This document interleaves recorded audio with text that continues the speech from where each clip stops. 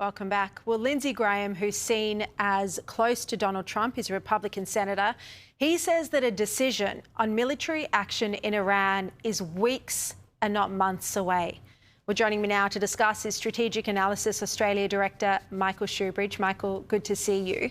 So what can we expect now? Where do you think this is heading? I mean, it seems like the president is taking a very long time to decide what to do about Iran.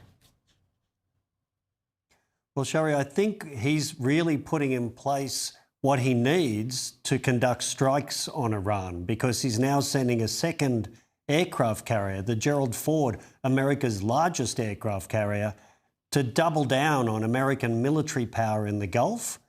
And that's why this is weeks away, not months, because when you've got two American aircraft carriers in one part of the world, you either use them or you take them away. So the pressure on Iran is enormous, but I can't see Iran giving up their nuclear program anytime soon. Lindsey Graham has also said that if the Ayatollah doesn't go, then this would be a victory for Iran. So what do you think the aim of the US administration is here? Well, they're quite clear that they want the Iranians to do something the Iranians have said they will never do. They want Iran to give up enrichment of uranium, and they want Iran to give up their nuclear program. Iran has said that's something they just will not do, but they're open to some kind of compromise. But the regime, the Iranian regime, knows if they show weakness now to America, that will only energise a lot of the Iranian people that want to get rid of the regime. So I think the Iranian regime is going to stay hard and will be willing to soak up American strikes to stay in power.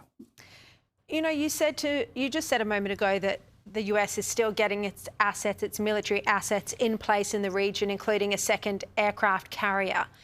Do you think the president has made up his mind but is still getting the infrastructure in place, or do you think he is still undecided at this point?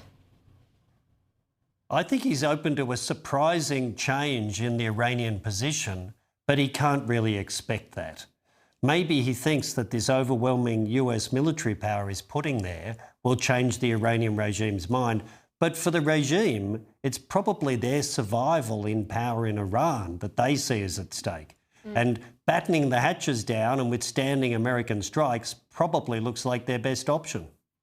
Just a question on this cohort of ISIS brides. Now, they've been reportedly stopped en route to Damascus, so they were able to leave the camp they'd been staying in. Stopped en route to Damascus, an official at the camp saying the trip hasn't been cancelled, but just postponed.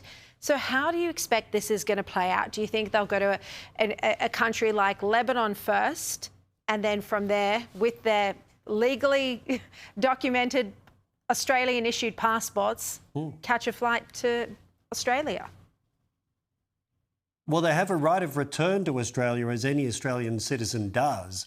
And we've got the Albanese government hiding from their obligations. But they are going to find their way back home.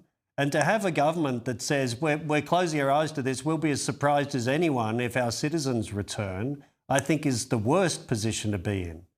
There are 23 children in this group. And Scott Morrison said back in 2019, children shouldn't be punished for the crimes of their parents when he repatriated some children from Syria.